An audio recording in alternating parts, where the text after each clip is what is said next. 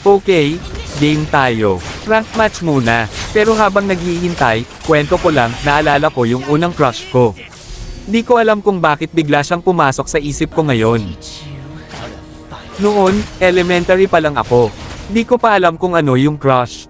Pero meron akong kaklase na parang gusto ko lang laging makita. Kahit walang sense, gusto ko laging katabi siya sa upuan. Yung tipong pag may groupings, sana kakampi ko siya. Pero syempre, di ko pinapahalata. Minsan nga, may activity kami tapos kailangan mag-partner. Nagkataon, siya yung napunta sa akin.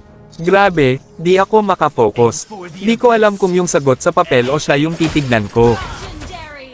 Tapos isang beses, nahuli ako ng mga kaklase ko na nakatingin sa kanya.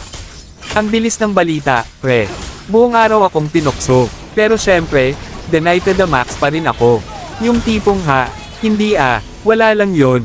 Pero deep inside, kabado na baka malaman niya talaga. Tapos may nangyari pang mas malala, yung tropa ko, sinadya niyang sabihin kay crush na may gusto ako sa kanya. Bro, gusto kong lumubog sa upuan. Buti na lang, di niya ako tinanong. Pero simula nun, feeling ko napansin na niya. Di ko alam kung naging awkward siya o mas naging conscious na lang ako. Pero alam niyo yung masakit. Walang nangyari. Crush lang, tapos lumipas din. Parang game na muntik ka na manalo pero natalo sa dulo. Ganon yung feeling.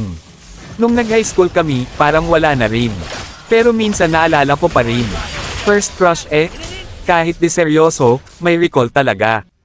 Ayan, panalo tayo sa ML, pero sa love life, talo na agad noon pa lang.